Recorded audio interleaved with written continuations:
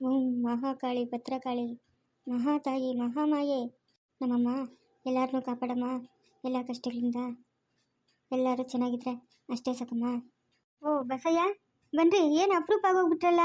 ಹೌದು ಬುದ್ಧಿ, ಏನೋ ಹಿಂಗೆ ಏನೇನು ಕೆಲಸ ಇದ್ದಾಗ ಬರೋದಲ್ಲ, ಏನು ಇಲ್ದಿದ್ದಾಗ ಸುಮ್ಮನೆ ಬಂದು ನಿಮ್ಗೆ ಯಾಕೆ ಟೈಮ್ ವೇಸ್ಟ್ ಮಾಡೋದು ಅಂತ ಬರೀಲ್ಲ ಬುದ್ಧಿ. ಚೆನ್ನಾಗಿದ್ದೀರಾ ಬುದ್ಧಿ? ಹ್ಞೂ ಬಸಯ್ಯ ಚೆನ್ನಾಗಿದ್ದೀನಿ. ಬಾ ಬಸಯ್ಯ ಕೂತ್ಕೋ ಬಾ. ಹೇಳಿ ಬಸಯ್ಯ, ಏನು ಸಮಸ್ಯೆ ಇಲ್ಲದೆ ಬರೋದಿಲ್ಲ ನೀವು? ಏನು ಅಂತ ಸಮಸ್ಯೆ? ಏನೂ ಇಲ್ಲ ಬುದ್ಧಿ. ನನ್ನ ಮೊಮ್ಮಗಳು ಒಂಥರ ಆಡ್ತಾವಳೆ ಬುದ್ಧಿ.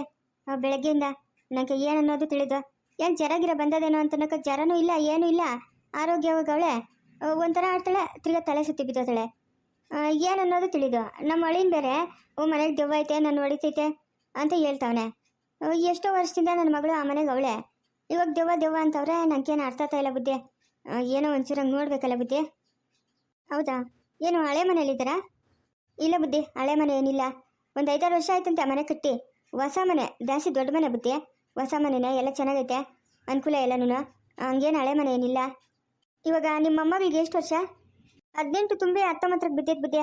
ಮದುವೆನೂ ಸೆಟ್ ಆಗೈತೆ ಬುದ್ಧಿ, ಮದುವೆನೂ ಮಾಡಬೇಕು. ಇನ್ನೇನು ಒಂದು 15 ದಿವಸ ಐತೆ ಎಂಗೇಜ್ಮೆಂಟು. ಓ ಹಂಗಾದ್ರೆ ಇನ್ನೂ ಚಿಕ್ಕ ಹುಡುಗಿ? ಹ್ಞೂ ಬುದ್ಧಿ, ಇನ್ನೂ ಚಿಕ್ಕ ಹುಡುಗಿನೇ. ಎಲ್ಲಾದರೂ ಹೊರಗಡೆ ಹೋಗಿದ್ರಾ ಒಬ್ಬರೇ ಏನಾದರೂ? ಇಲ್ಲ ಬುದ್ಧಿ, ಇಲ್ಲ ಇಲ್ಲ, ಮನೆ ಬಿಟ್ಟು ಎಲ್ಲೂ ಹೋಗಲ್ಲ, ಎಲ್ಲೂ ಹೋಗಲ್ಲ. ಅವಳಿಗೆ ಚಿಕ್ಕಂದಿಂದ ಒಂದು ದಿವಸಕ್ಕೂ ನೆಗಡಿ, ಜ್ವರ, ಕೆಮ್ಮು, ತಲೆನೋವು, ಮೈಕೈ ನೋವು ಅಂದಳಲ್ಲ ಬುದ್ಧಿ. ಇದ್ದಕ್ಕಿದ್ದಂಗೆ ಬೆಳಗ್ಗೆಯಿಂದ ಒಂಥರ ಆಡ್ತಾವಳೆ. ಬೆಳಗ್ಗೆ ಒಂಥರ ಆಡಿದ್ಲು, ನಾನು ಕತ್ತಿಡ್ಕೊಂಬಿಟ್ಟವಳು ಬುದ್ಧಿ.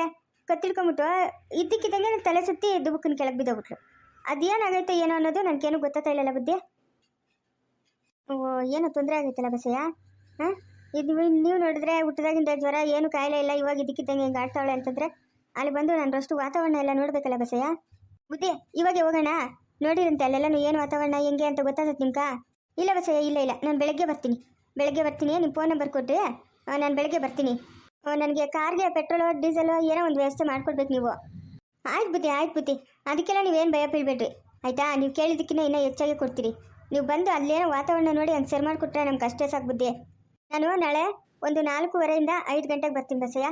ಯಾಕಂತಂದರೆ ಗೋಮಾತೆಗೆ ಮನೆಗೆ ಹೋಗೋ ಟೈಮು ಅಂತಾರೆ ಅದನ್ನು. ಆವಾಗ ನಾನು ಬರ್ತೀನಿ. ಎಲ್ಲನೂ ಯಾವುದೇ ಒಂದು ಪ್ರತಿಯೊಂದು ಶಾಸ್ತ್ರ ನೋಡೋಕ್ಕಾಗಲಿ, ಇಂಥ ದೋಷಗಳು ನೋಡೋಕ್ಕಾಗಲಿ ನಮಗೆ ಸಾಯಂಕಾಲ ಒಳ್ಳೆ ಟೈಮು 5:30ರಿಂದ 6 ಗಂಟೆಗೆ. ನಾನು ಆವಾಗೇ ಬರ್ತೀನಿ. ಸರಿ ಬುದ್ಧಿ, ಆಗ್ಬೋದು. ನೀವು ಯಾವಾಗ ಬರ್ತೀನಿ ಅಂದರೂ ಸರಿನೇ. ನಿಮ್ಗೋಸ್ಕರ ನಾವು ಕಾಯ್ಕೊಂಡಿರ್ತೀರಿ. ಏನನ್ನ ತರಬೇಕಾ ಬುದ್ಧಿ? ಏನನ್ನ ತಂದಿಕ್ಕಿರ್ಬೇಕಾ? ಏನು ಬೇಡ ಬಸಯ್ಯ, ಏನು ಬೇಡ. ಅಲ್ಲಿನ ವಾತಾವರಣ ನೋಡ್ಕೊಂಡು ನಾನು ಆಮೇಲೆ ಹೇಳ್ತೀನಿ ಏನು ತರಬೇಕು ಅಂತ, ಆಯಿತಾ? ಸರಿ ಬುದ್ಧಿ, ಆಯಿತು. ನೀವು ಬರೋದಕ್ಕೆ ಕಾಯ್ತಾ ಇರ್ತೀನಿ ಬುದ್ಧಿ.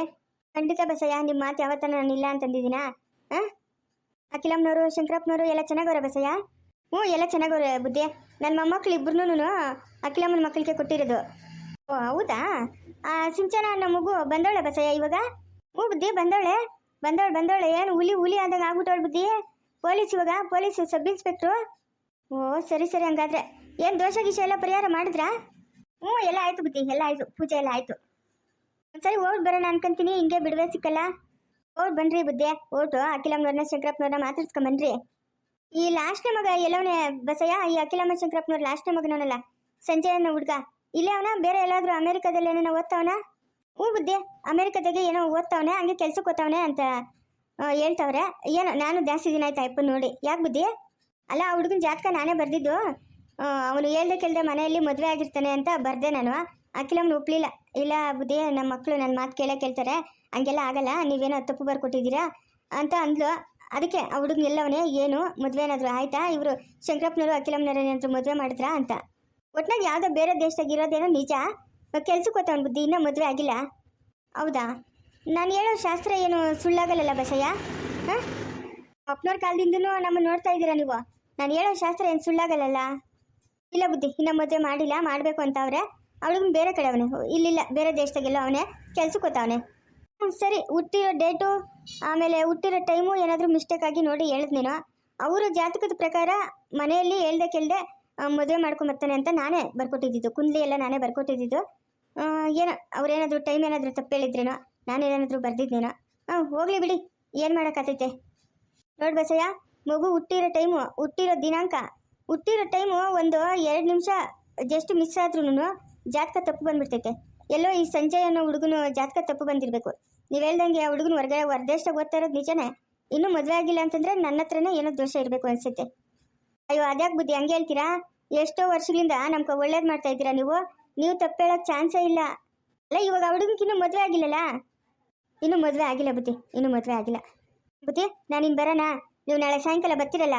ಹ್ಞೂ ಸರಿ ಬಸ್ಸೆ, ನಾನು ಬರ್ತೀನಿ, ನೀವು ಹೋಗಿ. ಬುದ್ಧಿ ದುಡ್ಡು ಇಲ್ಲ ಇಲ್ಲ, ನಾಳೆ ನೋಡ್ಬಿಟ್ಟು ಹಂಗೆ ಒಂದೇ ಸರಿ ತೊಗೊತೀನಿ ನಾನು ದುಡ್ಡು. ಹಾಂ ಸರಿ ಬುದ್ಧಿ, ಆಯಿತು. ಅಮ್ಮ ಮಹಾತಾಯಿ, ಎಷ್ಟೋ ವರ್ಷಗಳಿಂದ ನೀನು ಪೂಜೆ ಮಾಡ್ತಾಯಿದ್ದೀನಿ ನಾನು. ಇವತ್ತು ನನ್ನ ಬಾಯಿಂದನೇ ಸುಳ್ಳು ಹೇಳಂಗೆ ಆಗ್ಬಿಡ್ತಲ್ಲಮ್ಮ ಮಹಾತಾಯಿ. ನಮ್ಮಮ್ಮ ಆ ಹುಡುಗನ ಜಾತಕ ಬರ್ಕೊಟ್ಟಿದ್ದು ನಾನೇ, ಕುಂಡ್ಲಿ ಬರ್ಕೊಟ್ಟು ನಾನೇ, ಹೆಸರು ಹೇಳ್ದೋ ನಾನೇ. ಇವತ್ತು ಆ ಹುಡುಗನು ಇನ್ನೂ ಮದುವೆ ಆಗಿಲ್ಲ. ನಾನೇನಾದರೂ ತಪ್ಪು ಹೇಳಿದ್ದೀನಮ್ಮ? ಹಂಗೇನಾದರೂ ತಪ್ಪು ಹೇಳಿದ್ರೆ ನನ್ನನ್ನು ಕ್ಷಮಿಸ್ಬಿಡಮ್ಮ. ಆ ಹುಡುಗನಿಗೆ ಹೆಸರಿಕ್ಕಿದ್ದು ನಾನೇ, ಸಂಜಯ್ ಅಂತ. ಅವನು ಮನೆಯಲ್ಲಿ ತಂದೆ ತಾಯಿಗೆ ಹೇಳ್ದಿರ ಮದುವೆ ಆಗಿರ್ತಾನೆ ಅಂತ ಹೇಳ್ದೋನು ನಾನೇ. ಇವತ್ತಿನ್ನೂ ಅವನು ಮದುವೆನೇ ಆಗಿಲ್ಲ. ಯಾಕಮ್ಮ ನನ್ನ ಬಾಯಿಂದ ಇಂಥ ಸುಳ್ಳು ಹೇಳಿಸ್ಬಿಟ್ಟೆ ಮಹಾತಾಯಿ? ನಾನು ಹುಟ್ಟಾಗಿಂದ ನಿನ್ನನ್ನೇ ನಂಬ್ಕೊಂಡಿದ್ದೀನಲ್ಲಮ್ಮ, ಇವತ್ತು ನನ್ನ ಬಾಯಲ್ಲಿ ಸುಳ್ಳು ಹೇಳಿಸ್ಬಿಟ್ಟಲ್ಲಮ್ಮ, ಯಾಕಮ್ಮ? ಜಾತಕ ಏನಾದರೂ ತಪ್ಪಾಗಿ ಬರದ್ನಾ? ಹೆಸರೇನಾದರೂ ತಪ್ಪಾಗಿಟ್ನಾ? ಅಥವಾ ಅವ್ರಿಗೇನಾದರೂ ತಪ್ಪಾಗಿ ಹೇಳಿದ್ನಾ? ಏನು ಒಂದೂ ಗೊತ್ತಾಗ್ತಾ ಇಲ್ಲಲ್ಲ. ಆ ಹುಡುಗನು ಮದುವೆ ಆಗ್ತಾನೆ ಮನೆಯಲ್ಲಿ ಯಾರಿಗೂ ಹೇಳ್ದೆ ಅಂತ ನಾನು ಹೇಳಿದ್ದೆ. ಇವತ್ತು ಅವ್ರು ಅಂದ್ಕೊಂಡಂಗೆ ಆಗೋಯ್ತು, ಇನ್ನೂ ಆ ಹುಡುಗ ಮದುವೆ ಆಗಿಲ್ಲ. ಸರಿ ಮಹಾತಾಯಿ ಅವಳೇ ಆಯಮ್ಮನೆಲ್ಲ ನೋಡ್ಕೊಳ್ಳಿ. ಬನ್ರಮ್ಮ ಬನ್ನಿರಿ, ಏನಾಗಬೇಕಾಗಿತ್ತು ಬೇಕಾಗಿತ್ತು ನನ್ನಿಂದ?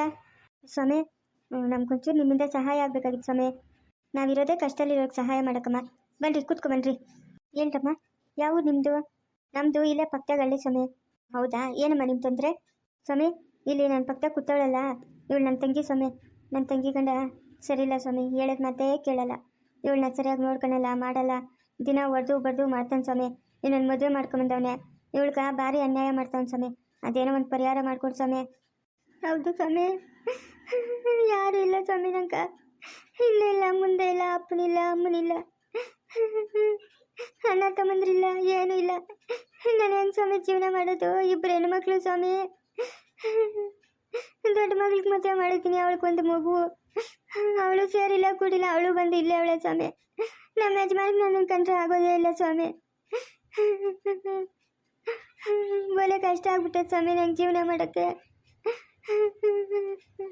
ಓ ಹೌದಾ, ಅಳ್ಬೇಡಮ್ಮ, ಅಳ್ಬೇಡ, ಅಳ್ಬಾರ್ದು ಹೆಣ್ಮಕ್ಳು.